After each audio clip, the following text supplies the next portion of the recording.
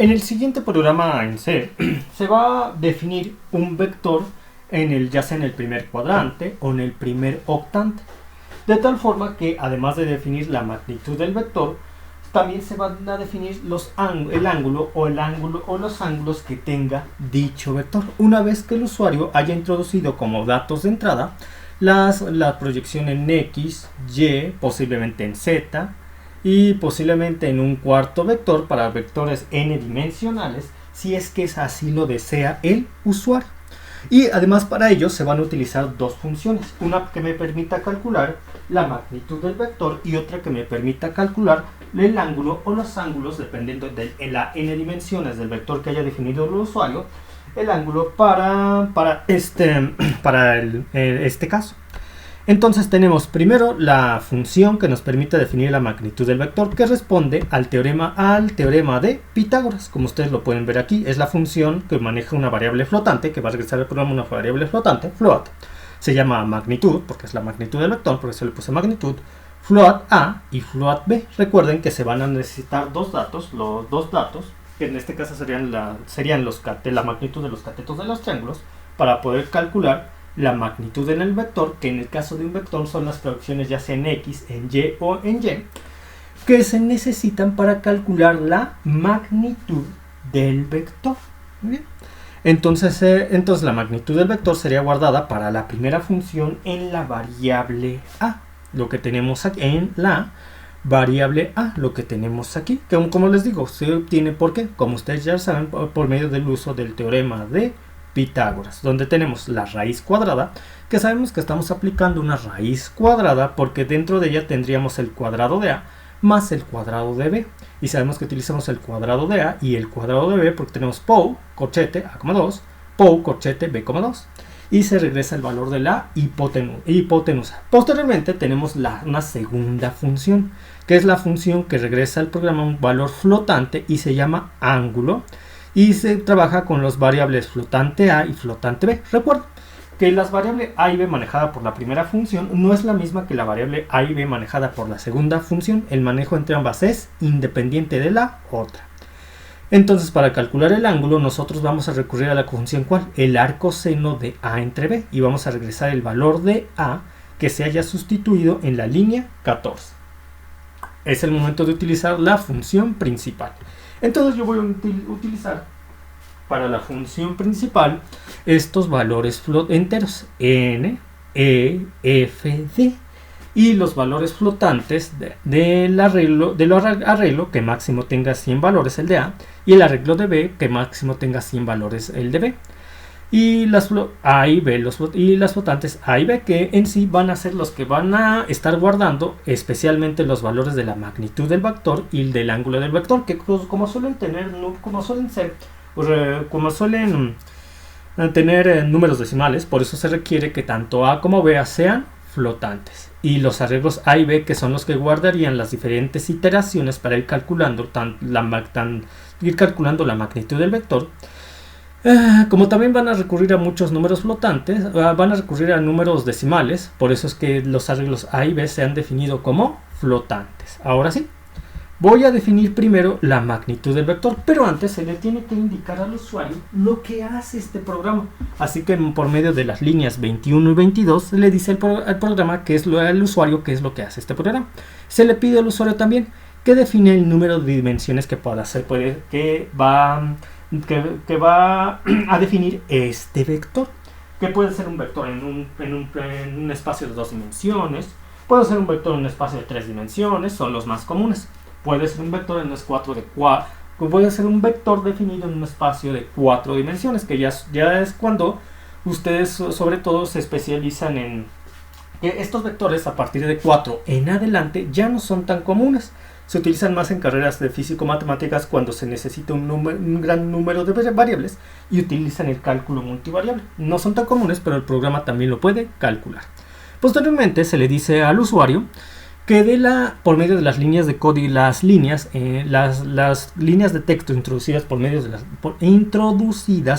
de las líneas de código 24, 25 y 26, que defina los valores que tiene el vector sobre el eje X, sobre el eje Y, sobre el eje Z y así sucesivamente. Claro, para vectores definidos en un espacio de 4 dimensiones en adelante ya no se definen claramente letras, porque ya salen dentro del orbital que nosotros hemos definido. Pero el orden se va estableciendo de esta forma y es el cual se da a entender. Entonces, el usuario va a estar aportando las proyecciones, primero en la magnitud de la proyección del vector, primero sobre el eje X, posteriormente sobre el eje Y, posteriormente sobre el eje Z y así sucesivamente. ¿Qué instrucción o qué líneas de código necesitaríamos para permitir al usuario el hecho que puede introducir la magnitud de proyecciones que quiera? Bueno, utilizamos una letra for, la cual va a empezar desde e igual del valor entero e igual a 0 hasta y la condición es que e sea menor a n, siendo n el límite que precisamente el usuario ha dado para las dimensiones para el número de dimensiones en las cuales se va a definir el vector, siendo que e va a aumentar en una unidad por cada ciclo de for. Entonces se pide al usuario que introduzca el valor, como primero, el valor a, que entre corchete 0, que sería la proyección que tiene el vector sobre el eje X. Entonces ese valor se va a guardar en el n a corchete 0. Posteriormente se dice b es igual a corchete 1, pero aún no se ha dado ese valor, así que esa línea permanece sin utilizarse para el primer ciclo. Y también la siguiente línea se mantiene sin utilizarse para el primer ciclo porque aún no se ha definido, para el primer ciclo no se habrá podido definir a corchete e-1. Entonces el primer ciclo sirve más que nada solamente para que el usuario introduzca el valor de X. Vamos con el segundo ciclo. Ahora sí tendríamos a corchete 1. Y este valor de a corchete 1 se va a guardar en B. Posteriormente, ahora sí podemos definir a corchete E de la línea 33, que sería igual al valor que introduje de X de a corchete E-1 y el valor que introdujo el usuario de Y. Estos dos valores serían X y Y, que son los que se van a la función, porque aquí en magnitud se ha llamado a la función. Y va acá. Esos dos valores se van hacia la función magnitud para calcular el valor de la hipotenusa, que sería el módulo del vector, que sería el módulo del vector o la magnitud del vector, que es lo que se va a apuntar como primer valor. Si el usuario pidiera un vector de 2 dimensiones, entonces hasta aquí se termina mi ciclo de for y en efecto por medio de la línea de código 40 se imprimiría el valor que tenemos de la magnitud del vector, que es el valor que regresa a la función cuando él la llama en la línea 33. Pero ustedes dirían, aquí usted no escribe a corchete E, aquí escribe a corchete -1, por lo tanto generaría el anterior valor, que fue el valor de X en un vector de 2 dimensiones. Pero recuerden que for, a pesar de que for ya no se cumpla la condición que está aquí en e menor a n, el for le va a seguir agregando por última vez un valor de 1. Por eso es necesario disminuirlo, porque el último valor que nos entrega 1 no es el de la magnitud, sino el siguiente. Y así como yo lo disminuyo para que regrese al valor original con el original, siendo este el último con el cual trabajó el for, yo obtendría el resultado deseado. Pero imaginemos que el usuario nos dice, no, yo estoy definiendo mi vector en un espacio tridimensional, por lo cual necesitaremos X, Y y Z. Entonces, nosotros, una vez que tenemos la magnitud de la hipotenusa, esta se guarda en A, que es la del módulo del vector o la magnitud del vector. Esta se guarda en A, que depende de E, que a corchete E, cuando E es igual a 1. Entonces se guarda ese valor, volvemos a completar el ciclo de for y ahora tenemos E igual a 2. E igual a 2, siendo que a corchete 2 se guarda en B. ¿Sí? Siendo que ahora a corchete 2 se guarda en B. Y ahora tenemos a corchete E que llama nuevamente a la función que calcula la magnitud del vector. En este caso el valor que tenemos El valor que tenemos de la magnitud del vector calculado hasta este momento es la magnitud pero del vector bidimensional, al cual se le va a considerar ahora la magnitud de la nueva componente que es z, que se guardaría en a corchete e. Entonces ambos valores irían nuevamente al cálculo del vector. Y entonces tenemos la magnitud del vector anterior, que es el vector bidimensional, más la magnitud de z. Y si nosotros, como ya lo hemos visto en las clases de matemáticas, calculamos la raíz cuadrada del cuadrado de la magnitud del vector bidimensional más el cuadrado de la magnitud de z, obtendríamos la magnitud del vector, pero ahora tridimensional, que es el valor que regresa a la función magnitud y que se guarda en a, y que es el que se escribiría en la línea de código 40. Y así vamos estableciendo correctamente la magnitud del vector, lo cual, como ustedes pueden darse cuenta, se lleva a cabo de una manera muy sencilla, muy simple. Ahora, el ángulo. Viene la parte difícil, definir al ángulo. ¿Por qué es difícil? Porque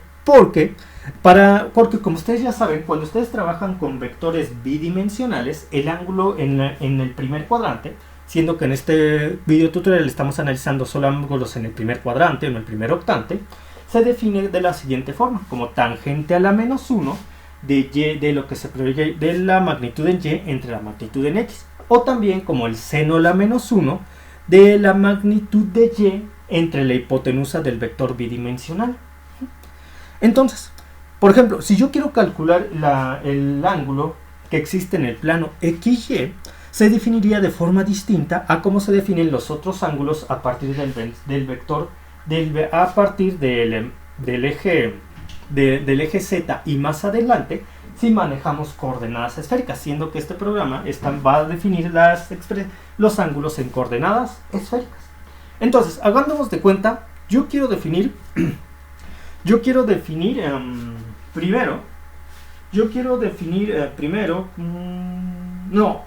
este programa, a diferencia del siguiente, a diferencia de este que está acá, define primero el ángulo que pertenece a la dimensión de mayor orden. Por ejemplo, si yo escogiera un vector de orden 3, voy a definir primero al ángulo θ, que es aquel que mide la distancia de separación entre el eje, es aquel que mide la distancia de separación entre el eje Z y el vector tridimensional. Entonces, para que esto se comprueba de una mejor forma, voy a pasar a definirlo de la siguiente manera en el plano. Permítame tantito.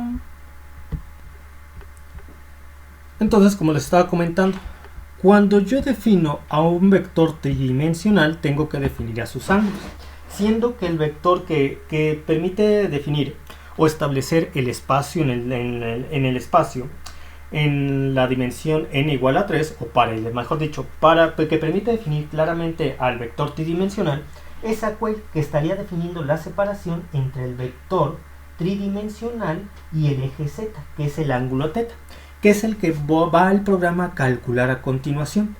Y justo en esta primera parte del video tutorial me quedo aquí. Ya llevamos un buen tiempo y en la siguiente parte se va a empezar a definir lo que les acabo de explicar tanto por medio de las líneas de código como matemáticamente lo que estaría haciendo este programa. Entonces, por el momento me despido. Es todo, hasta pronto.